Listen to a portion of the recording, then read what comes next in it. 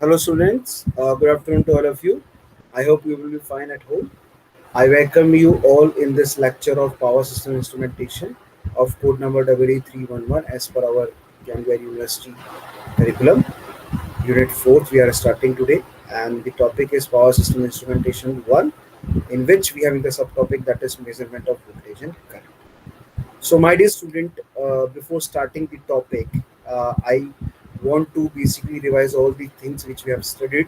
Why? Because if we forget the all things, then we can't able to understand the further things. So, the power system instrumentation is a subject which deals with the measuring part, or we can say the measurement of the voltage, current, power, energy, and the all readings in a power system. So we can say it is the furthermore extension of electrical measuring instrument subject, we can say, which we have studied in the third semester or fourth semester of second year. So basically, we can say the power system instrumentation is the extended part of it. And why we are going to study this thing, this subject in this electrical engineering? Because in electrical engineering, we have in two main subjects. One is the power system, another one is the electrical machines. In electrical machines, we have in two parts, one and two, and one deals with the DC and one AC machine, that is transformer. And AC always deals with the second part, it deals with the AC machines. So in AC machines, we are having induction, or we can say synchronous. Then we can say synchronous and asynchronous.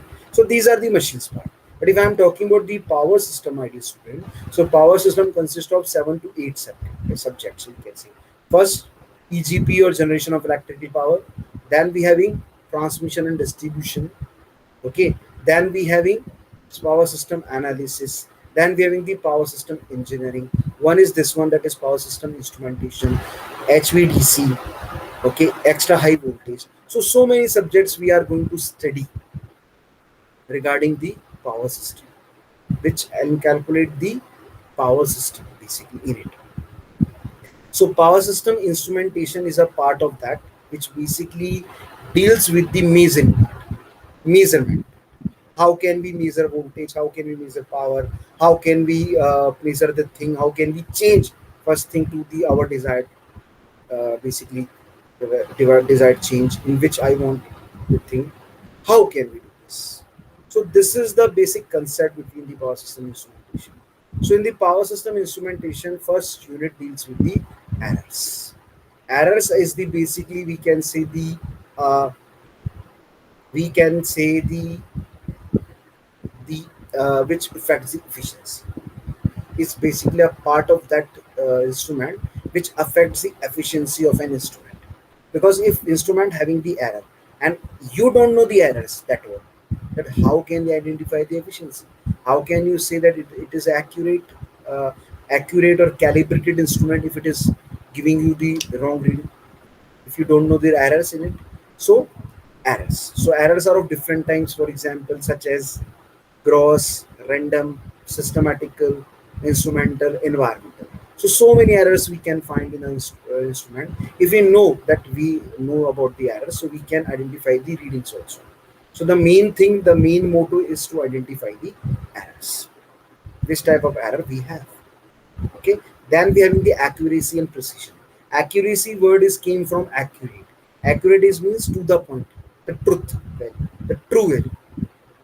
Now we can say if I am a human being, I can't say that I am 100% efficient, 100% perfect, because I am not a god.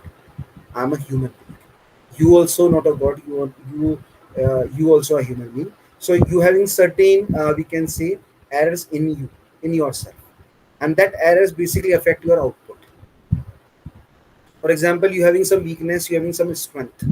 If I'm talking about the weaknesses, so if you know that you always angry in a few seconds, always angry in a few seconds, so that anger is basically uh, basically decrease your efficiency of work.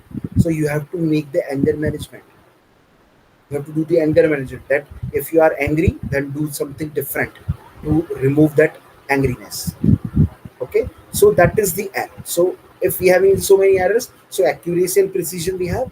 Now if I am getting a reading, so many readings, for example, I want to measure 9 watt, power, and I'm getting a reading 8.4, 8.5, 8.6, 8.7, 8.8, 8.9, 8.8, 8.7 again. So 8 readings I am having.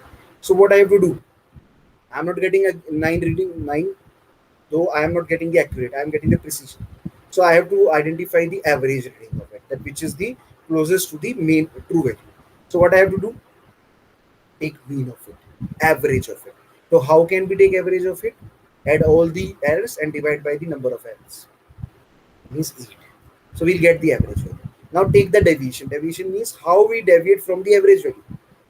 Now take we can say subtract all the 8 values by the average. We'll get the deviation. Now take addition of it. Average deviation means mean, average, then deviation, then standard deviation we have, variance we have, statistical theory we are using, and we make a curve of it. That is known as Gaussian curve we make of that errors. So this is the whole theory regarding the errors. Okay, I hope you understand. I hope you remember this thing. Now, in second number unit, that is very important, or we can say very interesting unit, because in that unit we find that instrument which is capable to do so many things. For example, capable to convert from one physical quantity to another electrical quantity. So, because we want electrical output. Though the instrument or the element or the component, or we can say the intermediate part of the system, which is used to convert the physical quantity such as pressure, temperature, movement, displacement, acoustic, chemical, and mechanical energy into electrical. That is known as transducer. And in transducer, we having two components. One is the sensing element that senses, another one is the transduction. So sensing element senses which form we want, and the transduction element is that element which basically changes into that in the desired level. So we having the sensing element and the transduction element. Now sensing element basically are the sensors, or what are the sensors. But if I'm talking to the transduction element, these are the transducer which we use. Okay, so as per the transaction, we having different categories, but we having the basic categories are primary, directly converting; secondary, first convert into the intermediate state, then convert intermediate to final stage; secondary. Then we having the active, directly converting; passive, converting by the hand of another. So we can say primary, secondary, active, and passive. Okay, then we having the digital, analog. As per the transaction, we have so many inductive, capacitive. Okay, we have so many inductive, capacitive. Okay, photoconductive, phototransductive, we can say photovoltaic. So many different categories we have. We can identify the transducer by its name, like LVDT, linear variable differential transducer or transformer; RVDT, resistance temperature detector, RDT; strain gauges, thermocouple, potentiometer, Hall effect for the magnetic measurement. So we have studied all these things in the unit number 2. So many transducer we have, and why we basically understand that transducer, because if we don't know the transducers working, if we don't know that, for example, I having a pressure and I want to convert or measure into the electrical form. So I have to first convert into electrical form. But how can I? My dear student, how can I do this thing? I can't able to convert it if I don't have any transducer. If I am having a transducer, so I can capable to do it. I can able to do it. Though I need a transducer. So transducer is a very interesting and important component in an instrumentation. Okay. Now third unit, which we have completed in the previous lecture, basically. In third unit, the basic thing is the basically signal condition. And signal conditioning means we want to condition the signal. Okay, if I'm condition the signal means I'm changing the signal, and if I'm changing the signal, though I have to change the signal at per our desire basically. So at my desire, so I'm converting analog to digital, digital to analog. So I need a sensing element. and transducer, because I am converting into another form. So transducers are there, but in the whole thing I need amplifiers. I need what? Amplifiers for amplification purpose. So for amplification purpose, I having an amplifier, that is the operational amplifier, is the main part, first part, which we have covered in the last. Why? Because we have studied the applications of them in the signal condition. But what is op-amp? In the previous lecture I told you that is IC741, 8 pin structure, where we utilize the 5 pins, negative voltage power, or because a negative voltage, positive voltage output, and one inverting and another non-inverting input, and two is the non-connection and null offset, null side. So 8 pin structure is this op-amp, and it is a triangular structure.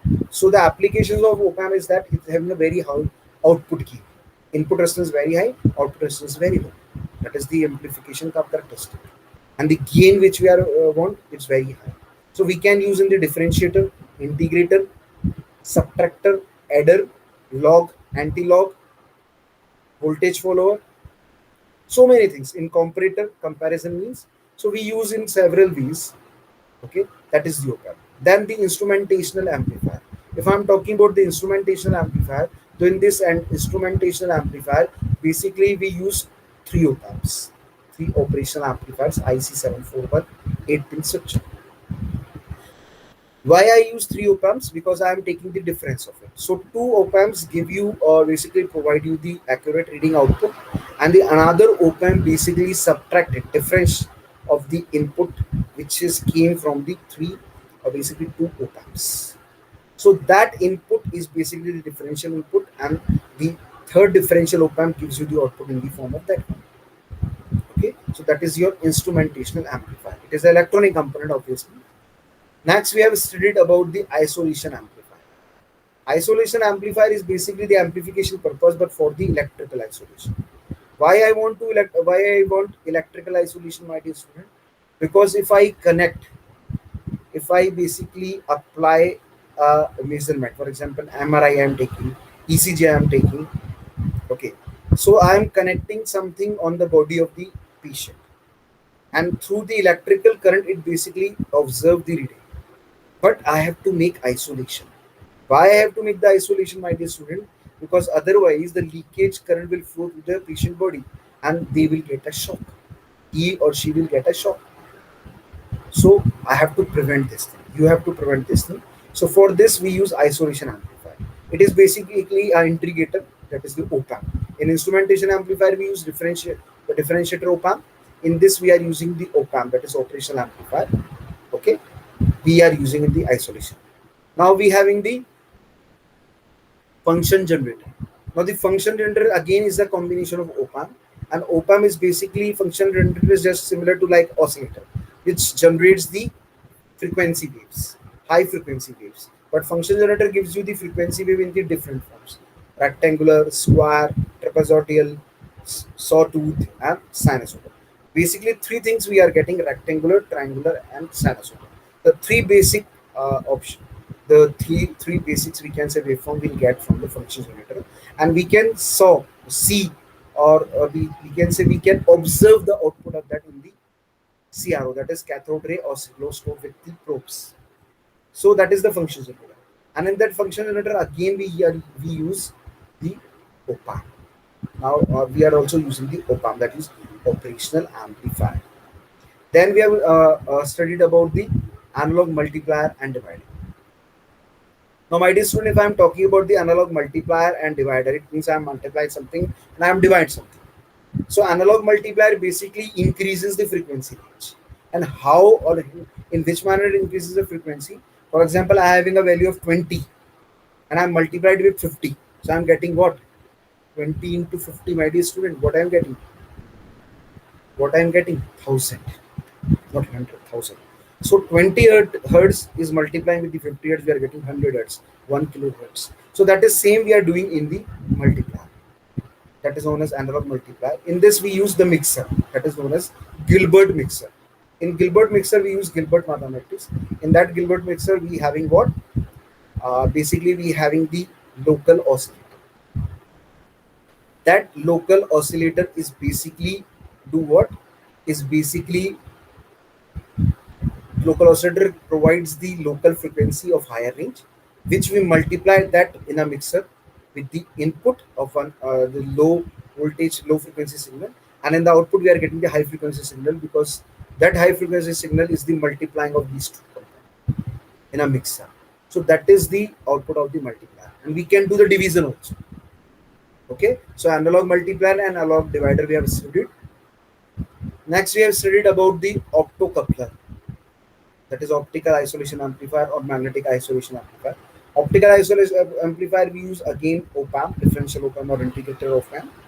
Okay, and these op-amp, why we are using basically these op-amp for this optocoupler, we having the two ranges in it basically. So in optocoupler, basically we are doing this for the optical isolation, and for magnetic isolation we use transformer. So in that optical, with the help of transformer, we combine the both. Okay, so that is the optocoupler. Then we have studied about the frequency to voltage converter. In that frequency to voltage converter, basically we having the input in the form of frequency and the output in the form of voltage. So we having so many things. We having two parts: the filtering part, that is the frequency part, and another one is the calibrated power part. So in that we use calibrating we can say two parts. And it is an electronic equipment. It is what? It is an electronic equipment that do this thing. Then we have studied about the temperature to voltage control. Means in an input we having the temperature thermistor we are using, and output thermistor is also a transducer. We have studied in the basically the transducer part, that is thermistor. Okay, so thermistor, we can say thermocouple we use the feedback effect, feedback effect. And thermistor we are using and converting to the voltage. It is very easy. Transducer we are using. So we can use temperature to voltage converter is again a transducer. That is why we use the thermistor. So the proposed we basically studied in the previous lecture. Then we have studied about the grounding and shielding. So grounding is very necessary because we want to protect from the electrical shock and electronic thing. So for this we required grounding. And in that grounding basically we do two types of grounding. Single point grounding, in which we connect all the instrument grounding to a single point. For example, I have a 1 2 3 4 5 6 7 8 9 equipments, so I'm connecting the 9 ground to the single point. Okay, and another is the multi-point. In multi-point we can do what? 9 instrument having different individual and basically own grounding, we can say own ground. So I hope you understand the multiple point grounding and single point grounding. So single point grounding is there, and the multiple point grounding. So we can say one thing, that grounding is very necessary to prevent fire. Then we have the shielding. The shielding is basically we want to shield the equipment, and if we are using a basically copper wire or cable, so always we are having a shielding in it. So that shielding is basically what is basically for the shielded from the shocks or electric leakage basically. And in grounding we having the leakage current flows, so though we have to make the low you can say less, or impedance tends to zero of that grounding, otherwise the current will not flow. Because if I am talking about myself and yourself, though you always flow that path in which you are finding the in which you will find the less light control or less lights, red lights, and the barriers, that is the basically speed breakers and all. So you find, so similar to that, current will always flow, always basically follows that path. Okay, next we have studied about the shielding. So shielding is already we have already in the basically the coil, that is copper plated coil, we having shielding. So different coils we having that based on this transfer impedance. If transfer impedance is higher, then we can say uh, the shielding performance is less. If transfer impedance is higher, shielding performance is less. If transfer impedance is lower, shielding performance is higher. If shielding performance is higher, then transfer impedance is lower. Shielding performance is lower, then transfer impedance is higher. So we can say in another way. Okay, so we have to make or maintain the transfer impedance. So though we can use the different metals cables. Okay, so we use copper graded aluminum and all these, which I showed you in a previous, you can say previous to previous lecture. Told you about this thing. So this is the whole thing about the shielding. Then in shielding, basically we having different metals with their permeability and conductivity. So we can use with the help of the permeability and connectivity. Okay, I hope you understand. So today we are going to understand or study the topic that is very easy, which you also know. But how can we remember all this thing?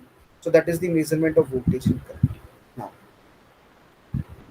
my objectives. If I am starting my lecture, delivering my lecture to you, my dear student, so there is some motto in my mind which I have to attain it, which I want to attain it, and which I want to deliver you, basically, and which I want from your side that you have to understand. So that is the basic objectives we have.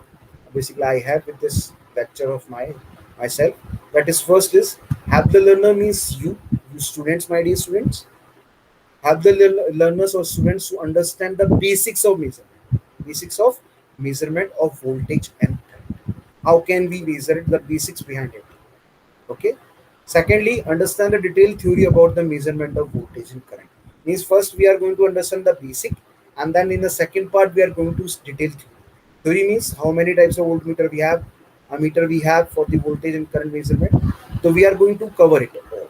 Now, measuring voltage and current. So measuring voltage and current in a circuit. When measuring voltage, we connect across the component. That is the basic thing. Now, if I want to basically measure the voltage, so I have to connect parallel like this. If I am a reading, so I have to connect like this, parallel voltmeter with that component, because I want in a parallel form across. Potential always measure in the across between the 2 points, not in a node, not in a branch, always between the 2 points. So voltmeter always connected across the component, that is in the parallel. See here, if I want to measure this voltage across this resistor, so I have to connect across, not in the series. I have to connect in the parallel. That is the basic theory. Now when measuring current, we connect in series with the current. If I'm talking about the current, if I'm talking about the voltage, so we know that it is a voltmeter, but whatever it is, I have to connect in the across of that component. I have to connect the in the parallel to that component. Why I have to do so? Why I have to do so, my dear student? I have to do so because my dear student, I have to do so to why I have to do so, my dear student? Because when measuring voltage, we connect the across the component, and when measuring the current, we connect in the series with the component. With the component in series, we are connecting the component. That is your current. If I want to basically measure in the current, then I have to connect in the series with the that component, not in the parallel.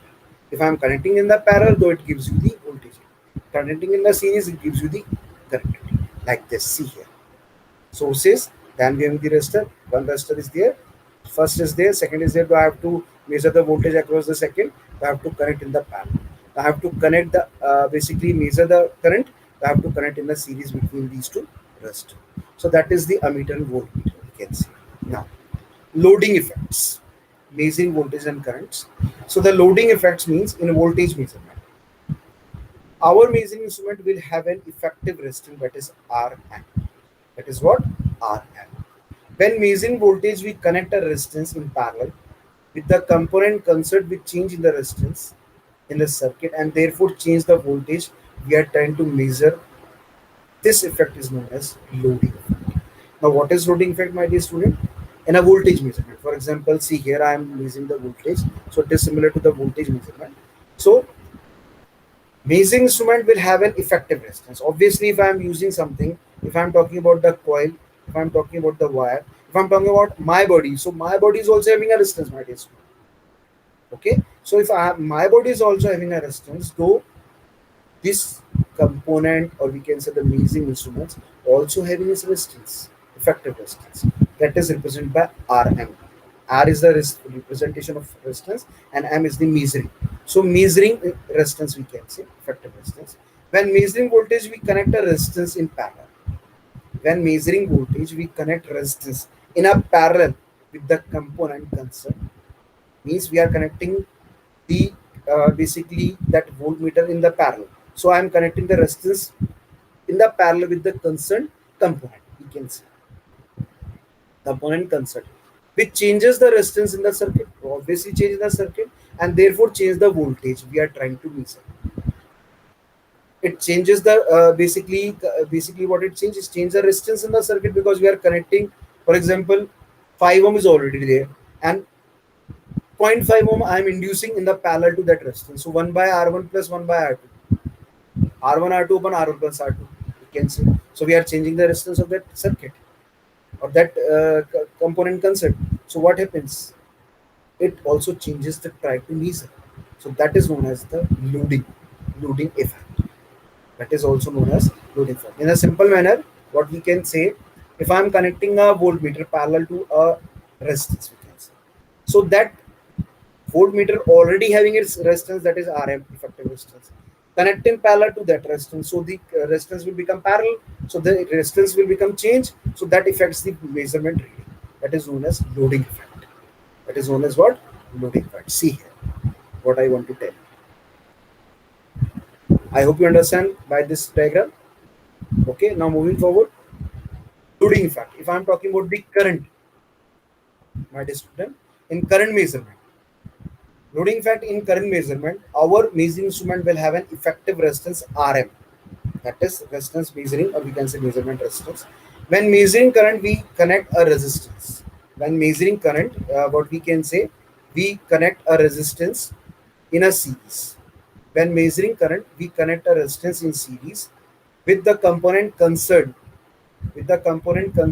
which again changes the resistance in a circuit, therefore change the current we are trying to measure. This is again loading effect. Now see, in this, if I am connecting a meter in a series with a resistance which we have to measure. So what are you doing here? This resistance is connected in series with this resistance. So we are having two resistors connected in a series. Though the resistance changes or not, obviously changes. 4 ohm resistance, and we are adding zero point 0.4 ohm. So 4 plus zero point 0.4, that is 4.4. So the resistance, the current will always inversely proportional to the resistance. So the current which I want to measure is also affected. That is the effect. That is known as loading effect. That is known as what, my dear student? Loading effect. But in the voltmeter, we are having the parallel resistance connected with the parallel, with that resistance in a parallel. So 4 plus zero point 0.4, not in a series. So 4, 1 by 4 plus 1.4, 1 by 0.4. So we are getting 4 into 0.4 upon 4 plus zero point 0.4. So we are getting the different resistance. So if I am getting the different resistance, so it affects the voltage reading, voltage measure. So that is known as loading effect in voltmeter. And similar to that, we having in the current, or basically the ammeter, we having the resistance which is connected in the series, with the component concept which we have to measure. So that 4 plus zero point 0.4, 4.4. So the resistance changes. Due to this, the current we are measuring also changes. So what affects? It affects the loading. You can say the loading effect. I hope you understand. That is known as the loading effect. Now moving forward, we having what? Analog ammeters and voltmeters. Now here it is shown here. Analog ammeters and voltmeters, it is shown here. Means analog means I having a deflection. I am having the deflecting torque, I am having the controlling torque, I am having the scale, I am having the pointer. Four things I am having if I am talking about the analog ammeter or voltmeter. I hope you understand. If I am talking about analog ammeter and voltmeter, it means I am talking about scale, pointer which moves on the scale, deflecting torque which deflects the basically pointer to move, and controlling torque which basically controls and gives you the final reading. And when we remove the supply from it, controlling torque having the upper hand on over the deflecting torque, because deflecting torque value will become 0. So TC having the higher, TC means controlling torque, or TD means deflecting torque, So TC is equals to TD is your final reading. If TC is greater than TD, it means pointer is rest at 0. If TD is greater than TC, means pointer is moving on a scale. So that basically represents the analog ammeters or voltmeter, which is shown here. Now, meters are characterized by their full scale deflection, known as FSD, full scale deflection. Given the scale and the deflection on it, so that is also characterized by their full scale deflection and their effective resistance Rm. Typical meters produce FSD for a current of 5 microampere to 1 million. Typically, you can say typical meters means certain some meters we have produce of FSD, that is full scale deflection, a current of 15 microampere to 1 milliamp. Okay, typical meters have an resistance Rm between a few ohms and a few kilo ohms. Few ohms and a few kilo ohms. That is in the analog ammeters and voltmeters. Now measuring voltages and currents, we can say. So if I am talking about the current, that is milliampere we have in here, that is 10 milliampere we have in the resistance add-on, and 100 milliampere we have in the reading, and we can say about 1 ampere. So we can see. So measuring direct current using a moving coil meter. Which type of meter? We having two types of meter, which we have studied in the measuring instruments in the previous semester or previous year. Basically, if I'm talking about the moving oil and the permanent magnet moving coil, so permanent magnet moving coil is only used for DC direct current, where torque is always proportional to the current, phi and current we can see. Okay, that is they based on the electromagnetic phenomenon, interaction phenomenon we can say. Okay, so what happens in the moving permanent magnet moving coil? We having two magnets in which coil moves. Then we having the moving iron that have two types, attraction and repulsion type. Though moving iron, we having torque is proportional to I square. So in permanent moving coil, we basically use for the direct current, not for the alternating current. Because if we measured the alternating current, the torque will move to the negative side. Because in alternating current, we have the positive cycle, then negative cycle. Positive cycle, then negative cycle. So in positive cycle, I am getting the reading in the positive form. Means pointer is moving in the positive direction. But if I am talking about the negative cycle, what happens? The current moves in negative. So that is not reading. So what we can use? We use attraction or repulsion type. That is moving iron. So in moving iron, we use for the alternating currents, okay, but not for the we can use for both DC and AC. So these are showing you the measuring direct currents using a moving oil meter using shunt resistor to adjust such.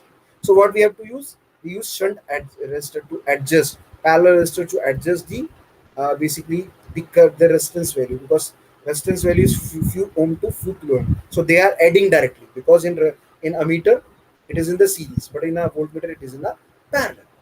So this ammeter. We can say what ammeter is a low resistance galvanometer. It is used to measure the currents in a circuit in amperes, the basic thing. Galvanometer can be converted into a ammeter by using a low resistance wire in a parallel with the galvanometer. Means I am in a galvanometer, so I can connect a low resistance wire in a parallel with the galvanometer. So I can convert that galvanometer into the ammeter. What I can say, what you can understand. So a meter is a low resistance galvanometer. So in a galvanometer, we can use a low resistance wire in a parallel. So we can convert it to the ammeter. The resistance of a wire depends upon the range of a meter. The resistance of a wire which I am using, it totally depends upon the range of a meter. Okay. Now shunt resistance is the small. The combined resistance of the galvanometer and the shunt is very low. Hence the ammeter has much lower resistance than galvanometer. We are having the shunt resistance and combining with the low resistance, so we are getting the low value of the resistance. So always ammeter having the low resistance compared to the galvanometer. An ideal ammeter has zero resistance. Now if I am talking about the ideal, so ideal condition is what? If I'm talking about ideal, so I think I am a god. That is ideal condition. But in a practical, I am a human being. I'm a man. I'm on the earth, not in the heaven. Okay. So we can say in ideal condition, and ammeter has zero resistance. Now this is the circuit diagram. This is your galvanometer. See here, with the resistance RS we having, and we add on the resistance shunt, we having the resistance, and add on the resistance of simple wire. Then we can say it is behaving like a ammeter. It is behaving like what? It is behaving like an ammeter. So galvanometer with low resistance connection we can convert into the ammeter. That is shown by you this circuit diagram. I hope you understand. But how can we convert a galvanometer into the ammeter? It is very easy. We can do it. Now moving forward, information. What is the information I am having? Ammeter, that name is the contraction of ampere meter. Ammeter is the name of the contraction of ampere meter. Ampere is the unit of current. Is a device for measuring the electric current through a wire or a circuit. Is a device for measuring the electric current through a wire or a circuit element. An ammeter is always connected in series with the element in question. With the element in question. Okay, why? Basically, note the voltage drop across the ammeter itself disturbs the circuit into which it is plugged in. Note the voltage drop across the ammeter itself disturbs the circuit into which it is plugged in. It is what? Plugged in. And such disturbance may change the vary current, may change the vary current, which is the vary current the ammeter is used to measure. Okay. To minimize the disturbance, the voltage across the ammeter should be as small as possible, which requires that electric resistance of the ohm meter should be as small as possible. So this is the whole thing where we are using connecting in series. Now, this is the ammeter. So here it is a basically analog ammeter. Here we are connecting the battery. Here we are connecting in the series. Want to measure the current which is flowing in that circuit. If I want to measure the current which is flowing in that circuit, so I want to know basically which type of how much current value is flowing in it. So I want to know the value of the current which is flowing through this meter. So battery is the battery's DC source.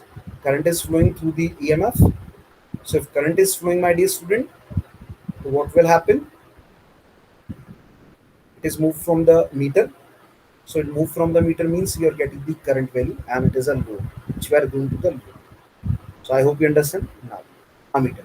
Ammeter always show like this. Here we are having the uh, source, battery applied here, a voltage source. Meter is connected in series, a resistance, and we are connected basically voltmeter in a parallel to that resistor.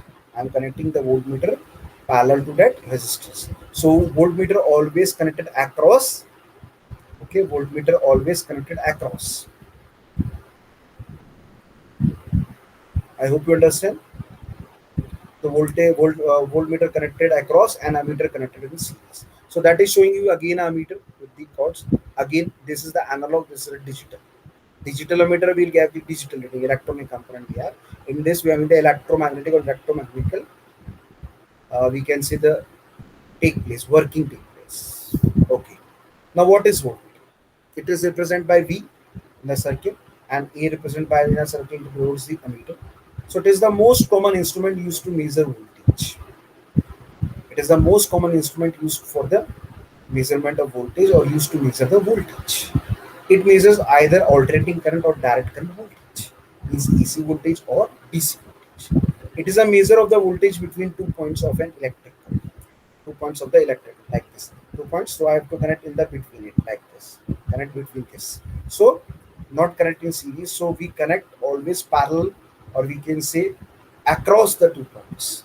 So it measure either AC or DC voltage. It is a measure of the voltage between 2 points of an electric current. It is a measure of the voltage between 2 points of the electric current. So it is denoted by V here. That is your voltmeter. But if I am talking about the meter, my dear student, so it is denoted by like this. But here it is denoting by you the V. That is voltmeter. That is your voltmeter. I hope you understand. Now moving forward, information. A voltmeter is a device for measuring potential difference, the voltage between two wires, that is across or we can say parallelly, usually across a circuit element or a group of elements. A voltmeter is always connected in parallel with the elements in question. Why? Why you connect this thing? Yes, student, why we are connecting across or parallel to the element? So the answer is the we can the solution is note. Yeah, for the note, the current flowing through the voltmeter itself disturb the circuit. The current which is flowing through the voltmeter itself disturbs the circuit because it is flowing through the voltmeter into which it is plugged in, into which I am connected, so into which it is plugged in, so that disturbs the circuit, and such disturbance may change the vary voltage. May change the vary voltage. The voltmeter is used to measure. Vary the voltage, the voltmeter is used to measure. To minimize the disturbance, the current through the voltmeter should be as small as possible, which requires that electric resistance of ohm meter should be greater or should be large as possible. So that is why we connect in the parallel. Okay. Now these are the voltmeters. Now see, we can say it is a voltmeter. We written here that shows you voltmeter. Uh, am I, or this is showing you just line and cutting that line means am I. If I am getting the straight line means that is moving coil, permanent magnet moving coil. It is showing you the multimeter, we can say. In multimeter, we can measure so many things. We can measure resistance, we can measure voltage, we can measure current, we can also measure the doping level. So in this, that is known as multimeter. So here it is representing the pointer is at V. Maybe it is on DC, maybe it is on AC. It is also given on that multimeter point scale that we can connect into the parallel. We can connect to the two lines means we can say DC, and we can say sine wave. It is AC. So that the two pointers we connect parallelly, and this is the battery. We can connect directly battery to points and gives you the DC voltage that it is fully charged 9-volt battery. Looking like this, so it gives you the 9 volt. More than 9 volt, it is charged. If it is giving you the less than 9, it is discharged. So that we can measure with the help of this multimeter. But I am getting the reading in the form of digital. We can also find the multimeter in the form of analog. We are in the pointer.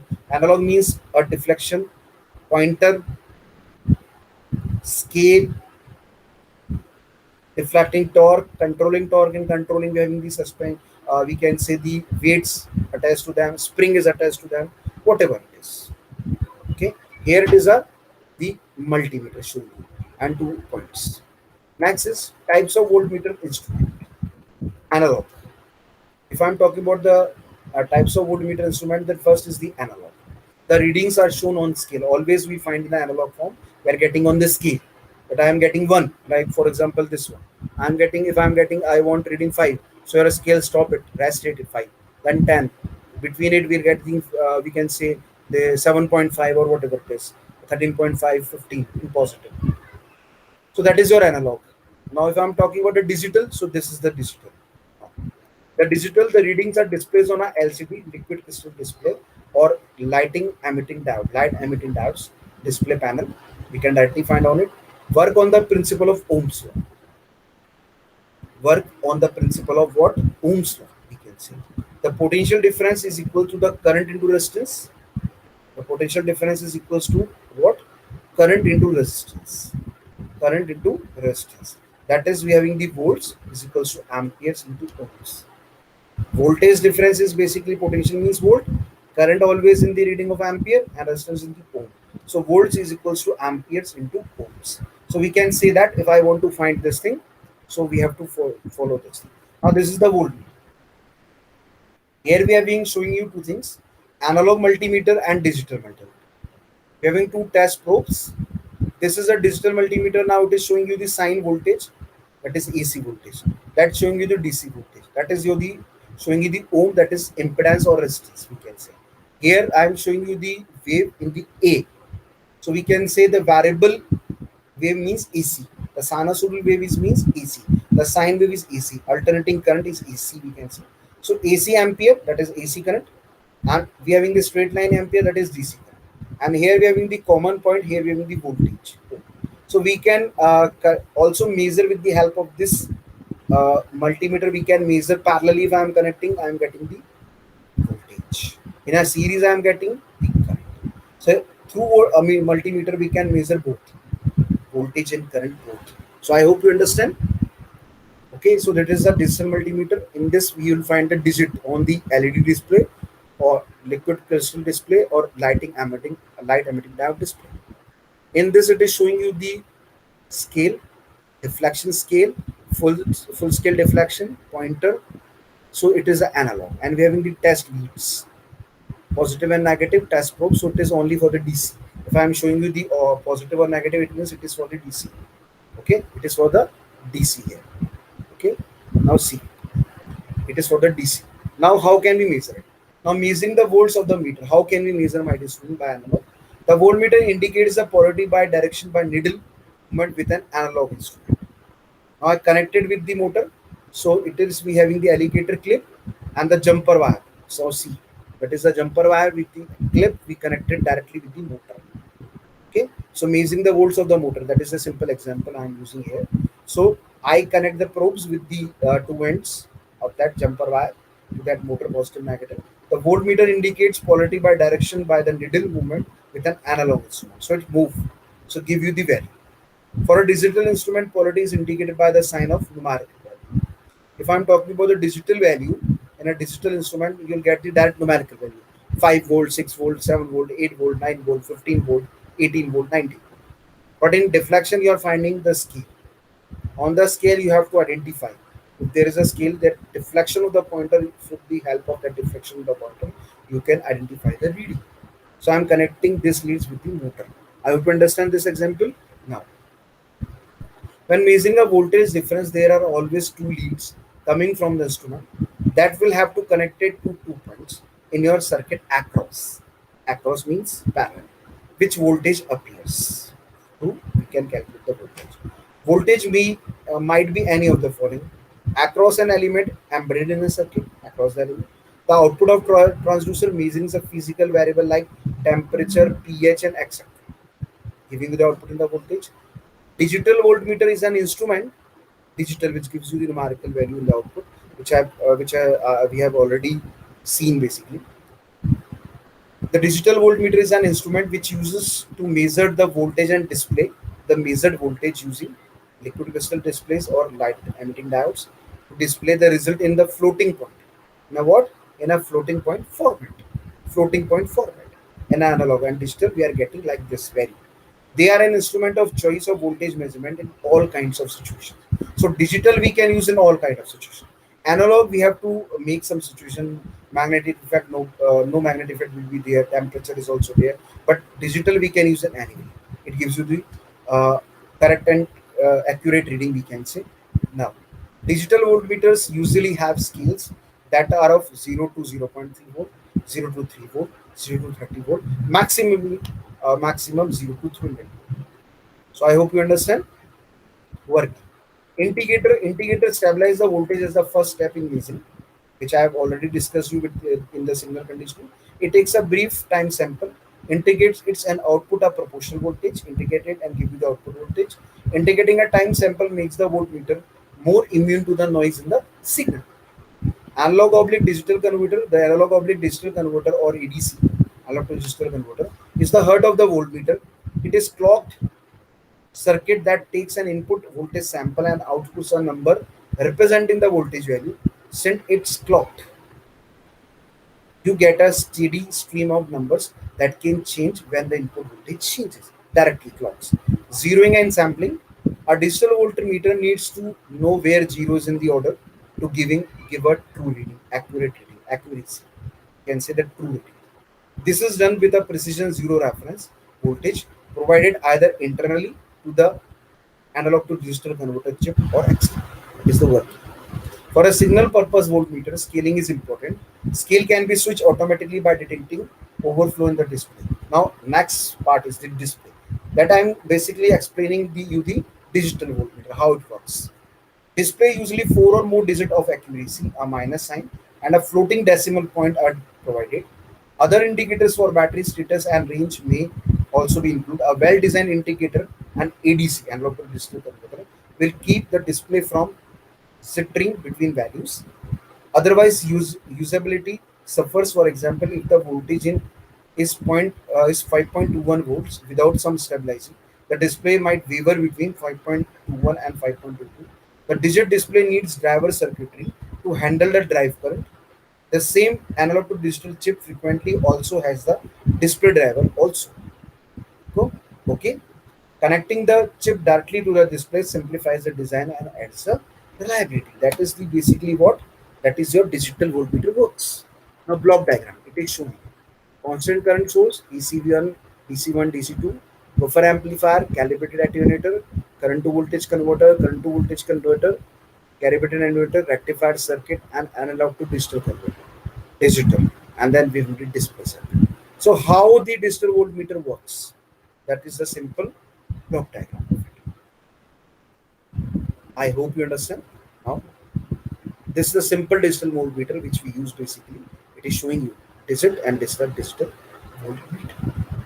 Now, this is all about the ammeter and voltmeter means measuring of voltage and current. Now, some multiple choice question related to this topic. Dash helps in current measuring by placing it dash with the circuit element. Voltmeter parallel, ammeter series, voltmeter series, ammeter parallel. So answer is B. That is ammeter and in series. An ideal voltmeter has dash equivalent resistance, and ideal ammeter has dash equivalent resistance. Unity is 0 infinite, infinite 0 0 0. So option is C.